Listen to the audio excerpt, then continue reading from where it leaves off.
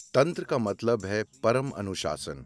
इसका मतलब बेलगाम कामुकता नहीं है। अपने शरीर और मन को इस तरह इस्तेमाल करना सीखना जैसे आप किसी अन्य बाहरी उपकरण का इस्तेमाल करते हैं। ये एक अद्भुत भेंट है जो अगस्त्य मुनि ने हमें दी है। उन्होंने एक ऐसी तांत्रिक प्रक्रिया स्थापित की जो 100% शरीर में स्थित है, बाहर से कुछ भी नहीं।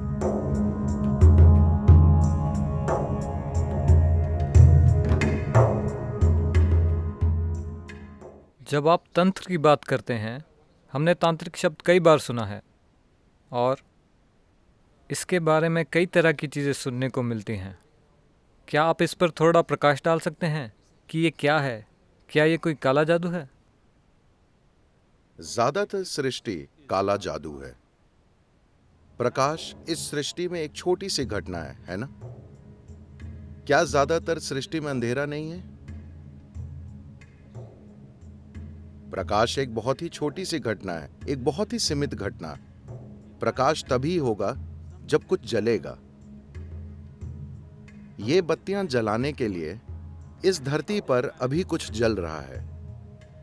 आपको ये समझना चाहिए, जो लोग पर्यावरण के प्रति जागरूक हैं, रोशनी के इन बिंदुओं के लिए कोई चीज कहीं जल रही है। हम कहते हैं बल्ब जल रहा है, वो भी जल रहा है, पर इस जलाने के लिए कोई और चीज जल रही है ना? प्रकाश का यही तरीका है। चाहे फिर वो कोई बल्ब हो या सूरज, कुछ जल रहा है। जो भी जलता है वो एक दिन खत्म हो जाएगा।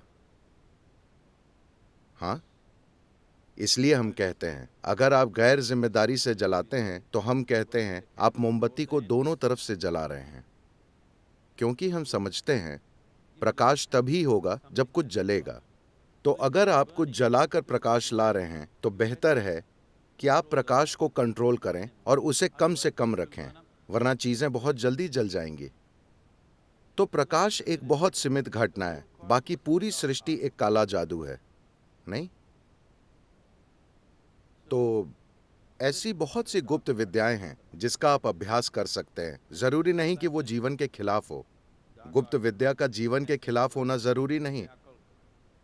क्योंकि आपने किसी घटिया तांत्रिक के बारे में सुना है जो किसी का जीवन बर्बाद करने या उसे बीमार करने या मारने की कोशिश करता है, इसलिए आपको लगता है कि तंत्र एक बुरी चीज है, क्योंकि समाज में आपने बस वैसे ही लोग देखे हैं। लेकिन तंत्र सबसे ऊंची कोटि का भी है। शिव एक तांत्रिक हैं, हर गुरु एक तांत्रिक है, ठीक है? अभी मैंने आपको शांभवी में दीक्षा दी, ये एक तंत्र है, वरना ये काम कैसे करेगा? तंत्र का मतलब है एक तरह की काबिलियत, ये एक तकनीक है। अभी मैं अपना फोन निकालकर किसी से बात कर सकता हूं जो दुनिया के दूसरे हिस्से में है, ये एक तकनीक है। मान लीजिए बिना किसी फोन के अभी मैं यूं ही अमेरिका में किसी से बात करूं, तो ये तंत्र है। तो तकनीक तंत्र से बहुत ज्यादा अलग नहीं है। आप अलग उपकरण इस्तेमाल करते हैं, मगर असल में ये एक ही चीज है। जब आधुनिक तकनीक नहीं थी तब तंत्र का बहुत महत्व था। लेकिन आज तंत्र का महत्व घट रहा है जैसे जैसे आधुनिक तकनीक आगे बढ़ रही है। देखिए, अभी आप मुंबई में आए हैं, बॉम्बे, मुंबई। मैं इसे आपके दिमाग में ठीक कर रहा हूं ताकि आप मुसीबत में ना पड़ें।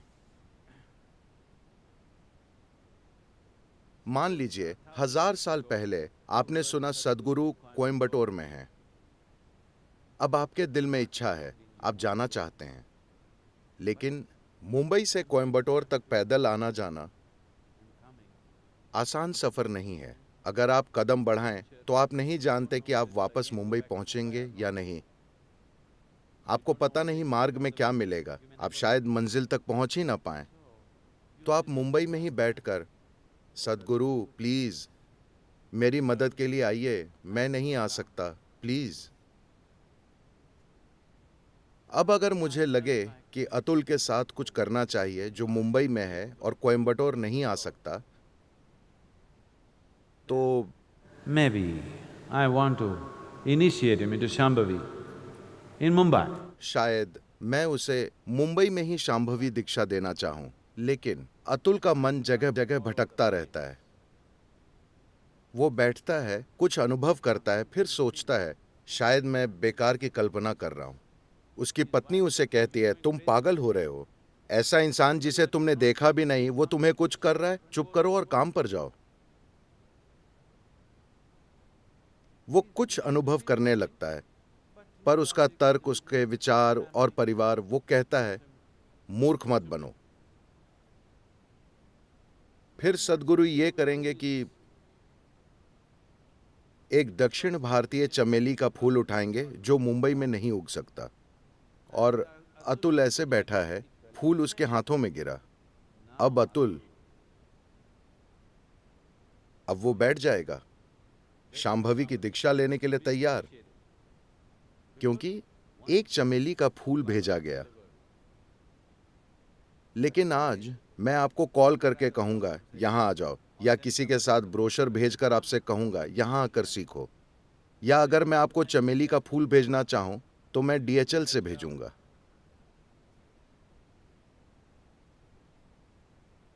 तो आधुनिक तकनीक से तंत्र का प्रयोग खत्म होता जा रहा है, पर मैं चाहता हूं कि आप 1000 साल पहले की बात सोचें और समझें कि तंत्र कितना मूल्यवान था। हाँ, 1000 साल पहले कल्पना कीजिए, आप मुंबई में हैं और मैं कोयम्बटूर में। आप मुझसे कुछ चाहते हैं, तंत्र के मूल्य की कल्पना करें, है ना? तो आज इसका मूल्य कम हो गया है, तो हर तरह के ढोंगी हर तरह की बकवास कर रहे हैं। तो तंत्र का बुरा होना जरूरी नहीं है। Now, the English word occult doesn't clearly specify what is it that they're calling as occult. हाल ही में किसी ने मुझसे सामयामा में एक प्रश्न पूछा, शायद किसी गुरु ने ऐसा कहा है, तंत्र बस अपनी सनक को छोड़ने का तरीका है, बस अपनी सनक से परे जाने का तरीका है। ये बकवास है। दुर्भाग्य से आज हमें तंत्र शब्द को फिर से परिभाषित करने की जरूरत है, क्योंकि लोगों ने इसका अर्थ बदल दिया है। सबसे पहले यह समझते हैं, तंत्र शब्द का मतलब है तकनीक।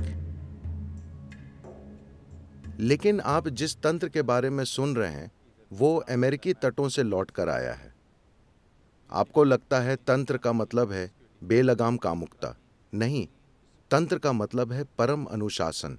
ये बेलगाम कामुकता नहीं है, ये परम अनुशासन है। अपने शरीर और मन को इस तरह इस्तेमाल करना सीखना जैसे आप किसी अन्य बाहरी उपकरण का इस्तेमाल करते हैं।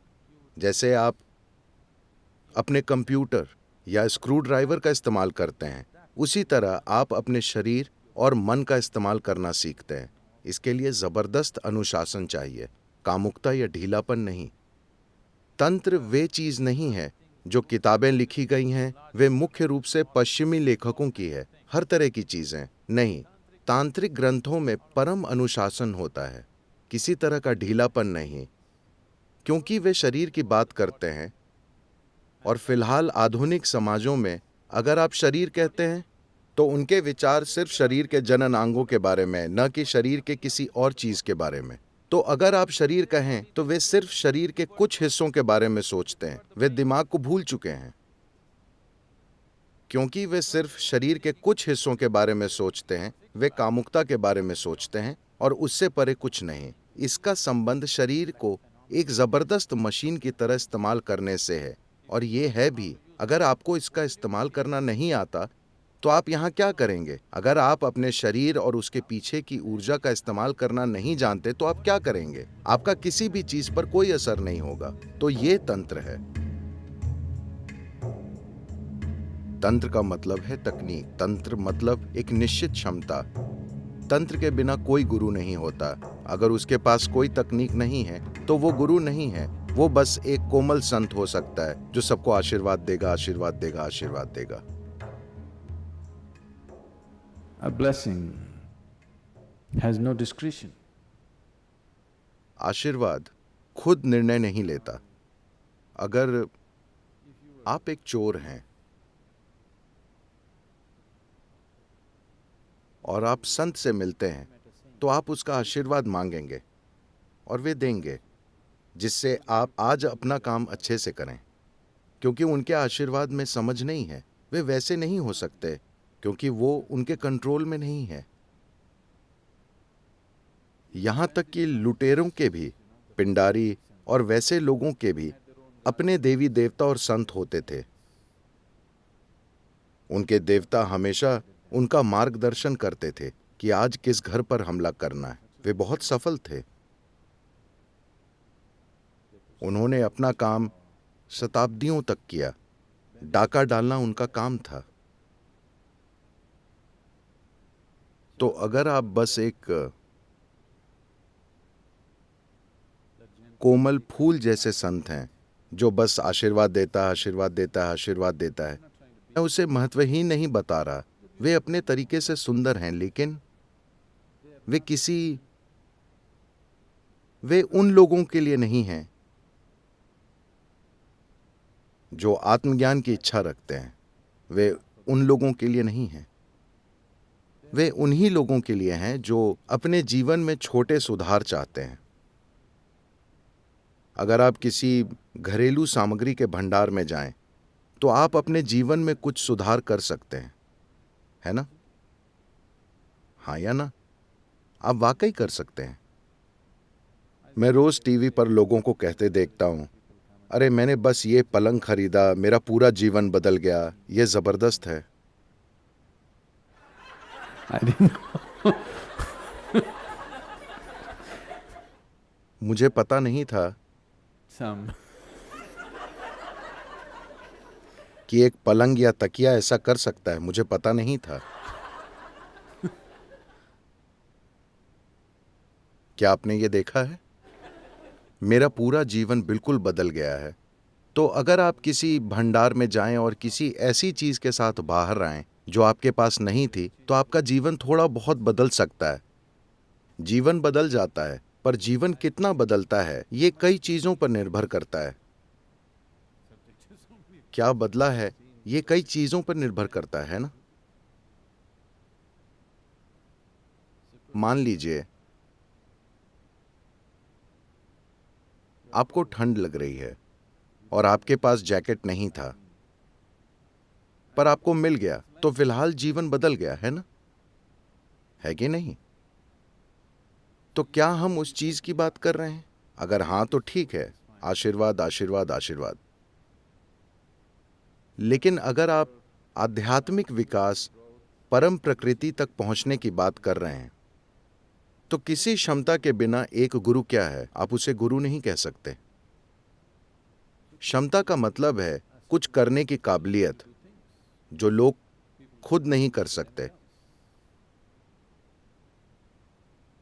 तो अगर मैं चाहता हूं ये बात आपके दिमाग में स्पष्ट हो कि अगर कोई तंत्र न हो, तंत्र से मेरा मतलब है अगर कोई तकनीक न हो, तंत्र संस्कृत में तकनीक को कहते हैं, उसे नहीं कहते जो आपको समझा दिया गया है।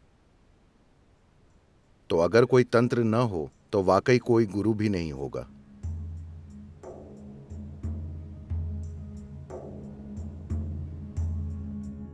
क्योंकि गुरु होने का मतलब है ये एक मैकेनिक का काम है। आपको चीजें ठीक करनी पड़ती हैं। ठीक करने के लिए आपको उन्हें समझना होगा। आपके हाथों में कोई तकनीक होनी चाहिए, और यही तंत्र है। क्या ईशा में तंत्र है? बिल्कुल है, हर जगह, हर तरह का। लेकिन योग का महत्व यह है कि इसमें बाहरी विधियां नहीं होती। तंत्र के दो आयाम हैं। पहले में आप बाहरी सामग्री का इस्तेमाल करके चीजें करते हैं जिसमें विधियां होती हैं। योगिक तंत्र में आप सिर्फ अपने शरीर और ऊर्जा सिस्टम का इस्तेमाल करते हैं। आपको किसी और सामग्री की जरूरत नहीं होती। इसे मोटे तौर पर दाएं हाथ और बाएं हाथ के मार्गों के रूप में बांटा गया है। बाएं हाथ के मार्ग में बाहरी सामग्री का इस्तेमाल होता है, दाएं मार्ग में बाहरी सामग्री नहीं, सिर्फ शरीर का ही इस्तेमाल होता है। काफी हद तक ये यौगिक तंत्र है। काफी हद तक इसे हम अपने अंदर करते हैं। ये अगस्त्य मुनि की अद्भुत भेंट है। कि उन्होंने एक ऐसी तांत्रिक प्रक्रिया स्थापित की जो 100% शरीर में स्थित है, जो बाहरी नहीं है। तंत्र के अलग अलग आयामों के लिए चावल के एक दाने या रेत के कण का भी इस्तेमाल नहीं होता, सब कुछ सिस्टम के अंदर ही होता है। ये उन्होंने हमें भेंट किया है। ये सबसे बड़ी चीजों में से एक है। इंसानी सिस्टम से जुड़ी ये सबसे बड़ी चीज है जो आज तक हमें किसी ने भेंट की है। ये उनकी भेंट है।